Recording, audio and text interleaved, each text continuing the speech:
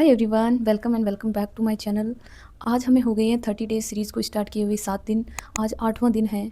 अपन ने पिछले वीक बहुत सारा सिलेबस कवर कर लिया है, बट इस वीक हमें खुद को डबल पुश करना है कि जितना अपन ने लास्ट वीक किया था उससे बहुत अच्छा इस वीक करना है।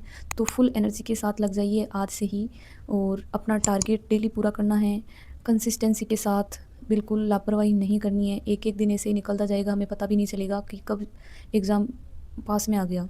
और एग्ज़ाम पास आने के बाद एक अलग ही प्रेशर बन जाता है और पढ़ाई उतनी अच्छे से नहीं हो पाती है। बारिश का मौसम है तो इलेक्ट्रिसिटी प्रॉब्लम हो रही होगी बहुत लोगों को, लाइट चली जाती है रात को। तो आप जितना हो सके सुबह जल्दी उठ के पढ़ाई करना स्टार्ट कर दो, क्योंकि प्रॉब्लम्स कितनी भी आएंगी उनको कोई नहीं देखेगा। लास्ट में सब रिज़ल्ट देखते हैं कि रिज़ल्ट क्या रहा है।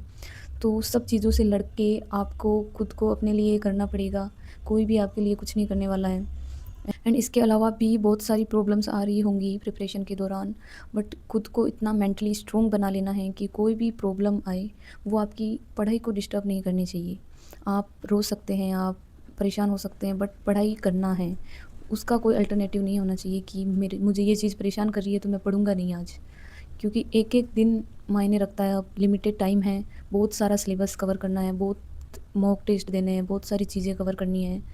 तो अपना एक एक मिनट कहाँ यूज़ हो रहा है उसका आपको पता होना चाहिए। फालतू की चीज़ों में, रील्स स्क्रॉल करने में, प्रोटेस्ट वगैरह में, इनमें ध्यान नहीं देना है।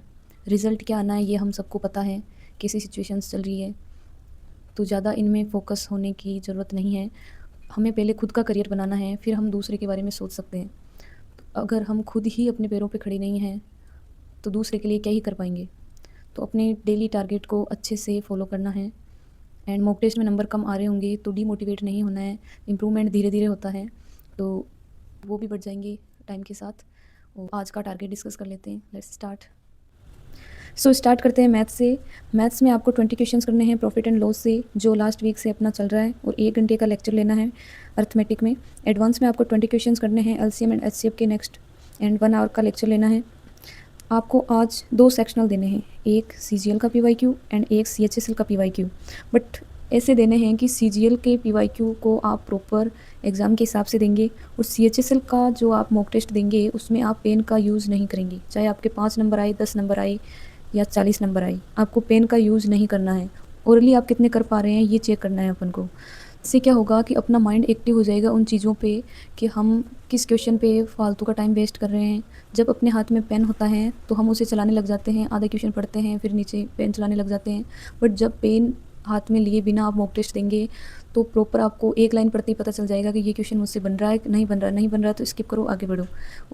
और क्या होगा कि एक चीज़ पता चल जाएगी कि फॉर्मूलाज, कॉन्सेप्ट, ये अपन को रिकॉल करने में कितना टाइम लग रहा है और किस चीज़ में ज़्यादा टाइम वेस्ट हो रहा है।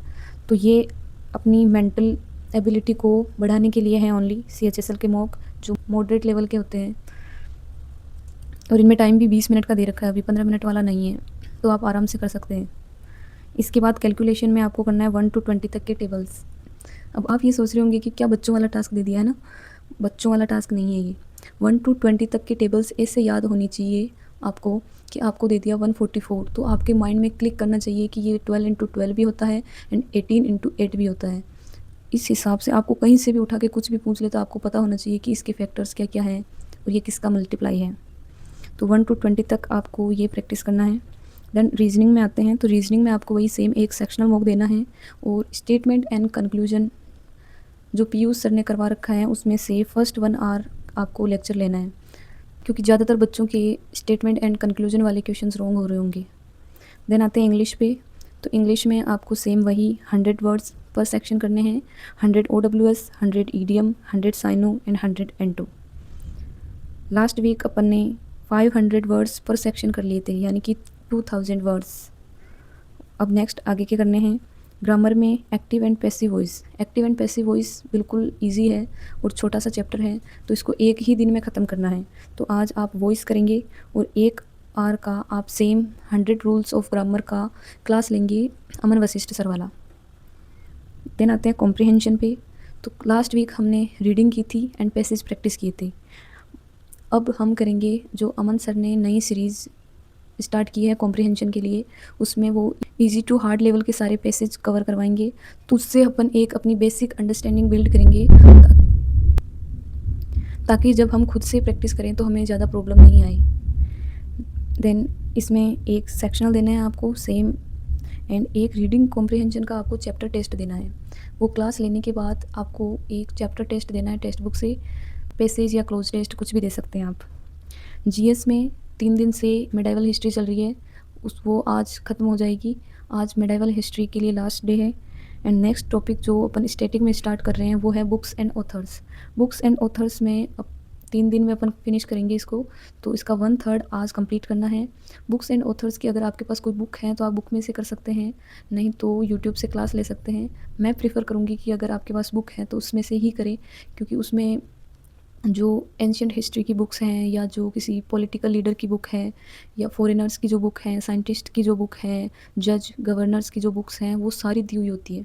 अगर आप कोई लेक्चर लेंगे तो उसमें लिमिटेड बुक्स कवर करवाएंगे, जबकि आपके पास अगर बुक है तो आप लेक्चर लें कि करंट में कौन सी बुक्स ट्रेंडिंग चल रही है, आप उसको भी उस सेम बुक में नोट डाउन करें, ताकि वो एक आपके परफेक्ट नोट्स बन जाएँ जिसमें से आपके क्वेश्चन बाहर जाने के कम चांसेस हो।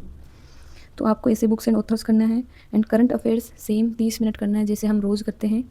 तो अब लग जाना है अपनी जितनी भी एनर्जी है फुल एनर्जी के साथ। 2 दिन हमने ज़्यादा कुछ नहीं किया है, रेस्ट ही किया है, तो अपने माइंड को ऐसे प्रिपेयर कर लो कि नेक्स्ट 5 दिन तक मुझे बिल्कुल अच्छे से मेहनत करनी है, ताकि नेक्स्ट संडे को जब मैं रेस्ट करूँ तो कोई गिल्ट नहीं हो मेरे अंदर कि मैंने पूरे वीक कुछ नहीं किया या मुझे आज करना है। जितना आप पढ़ाई को टाइम दोगे उतना आपका मेंटल स्ट्रेस कम होता जाएगा। स्ट्रेस तब होता है जब चीज़ें अधूरी रह जाती है। आप अगर चीज़ों को कंप्लीट करते जाएंगे तो आप अलग ही खुश रहेंगे। वो सेटिस्फेक्शन ही अलग होता है कि डेली के टारगेट कंप्लीट हो गया, वो अलग ही सुकून की नींद आएगी उसके बाद। तो अपने डेली के टारगेट डेली कंप्लीट करना है, कंसिस्टेंट रहना है। एंड मेहनत के बिना कुछ नहीं मिलेगा। आप नहीं करेंगे तो आपकी जगह कोई और मेहनत कर रहा होगा, कोई और रात भर जाग रहा होगा, कोई किसी और की लाइफ में आपसे ज़्यादा स्ट्रगल होंगे, फिर भी वो अच्छा कर रहा होगा। तो अपनी कमियों को गिनाओ मत, अपने माइंड को ऐसे बनाओ कि होंगी मेरी लाइफ में लाख कमियां, बट मुझे तो करना ही है और मैं करूँगा। तो इसी मोटिवेशन के साथ मिलते हैं नेक्स्ट वीडियो में। टारगेट कंप्लीट करके कमेंट सेक्शन में डन लिखना है, एंड वीडियो को जितना हो सके उतना शेयर करना है, चैनल को सब्सक्राइब करना है। Thank you for watching, bye bye.